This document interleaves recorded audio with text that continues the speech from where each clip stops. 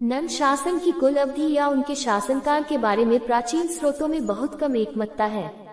13 उदाहरण के लिए मत्स्य पुराण अकेले पहले नंद राजा के शासन को 88 वर्ष बताता है। 10 जबकि वायु पुराण की कुछ पांडुलिपियों में नंद शासन की कुल अवधि 40 वर्ष बताई गई है। 16वीं शताब्दी के बौद्ध विद्वान तारानाथ ने नंदों को 29 वर्ष बताए हैं। 14 मगध के नंद और अन्य प्रारंभिक राजवंशों के लिए सटीक तारीख निर्दिष्ट करना मुश्किल है। 5 इतिहासकार इरफान हबीब और विवेकानंद झा ने नंद शासन को लगभग 344-322 ईसा पूर्व माना है, जो श्रीलंकाई बौद्ध परंपरा पर निर्भर करता है, जिसमें कहा गया है कि नंदों ने 22 वर्षों तक शासन किया था। इतिहासकार उपिंदर सिंह ने गौतम बुद्ध की मृत्यु लगभग 486 बीसी में होने की धारणा के आधार पर नंद शासन को 364-345 ईसा पूर्व से 324 बीसी तक माना है। 5 खगोलीय गणनाओं पर आधारित एक अन्य सिद्धांत के अनुसार पहला नंद राजा 424 बीसी में सिंहासन पर बैठा था। इस सिद्धांत के समर्थक हाथी गुम्फा शिलालेख की व्याख्या इस प्रकार भी करते हैं कि नंद राजा महावीर युग के वर्ष 103 में यानी 424 बीसी में फला फूला।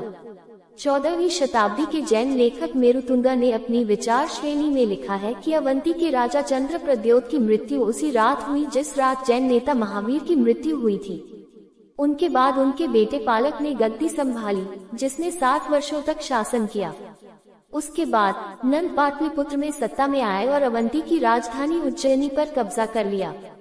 9 राजाओं के शासनकाल में नंद शासन 155 वर्षों तक चला, जिसके बाद मौर्य सत्ता में आए। श्वेतांबर जैन परंपरा के अनुसार महावीर की मृत्यु 527 बीसी में हुई थी, जिसका अर्थ ये होगा कि नंद शासन मेरुतुंगा के लेखन के अनुसार 467 बीसी से 312 बीसी तक चला। इतिहासकार आरसी मजूमदार के अनुसार जबकि मेरुतुंगा द्वारा प्रदान किए गए सभी कालानुक्रमिक विवरण को पुष्टिकारक सबूत के बिना स्वीकार नहीं किया जा सकता। बौद्ध, जैन और पौराणिक सभी परंपराएं बताती हैं कि 9 नंद राजा थे। 11 लेकिन इन राजाओं के नामों पर स्रोतों में काफी भिन्नता है। 1 ग्रीको रोमन खातों के अनुसार नंद शासन 2 पीढ़ियों तक फैला था।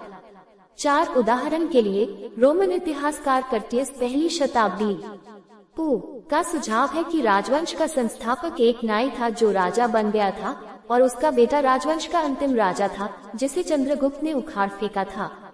5 ग्रीक खातों में केवल एक नंद राजा का नाम है, अग्राम्नेस या जेंड्रिमेस, जो सिकंदर का समकालीन था। अग्राम्नेस संस्कृत शब्द औग्रसेन्या शाब्दिक रूप से उग्रसेन का पुत्र या वंशज। बौद्ध परंपरा के अनुसार राजवंश के संस्थापक का नाम उग्रसेन है का ग्रीक प्रतिलेखन हो सकता है। भारत में लगभग 4वीं शताब्दी में संकलित पुराण, लेकिन पहले के स्रोतों पर आधारित में भी कहा गया है कि नंदों ने 2 पीढ़ियों तक शासन किया। 4 पौराणिक परंपरा के अनुसार राजवंश के संस्थापक महापद्म थे।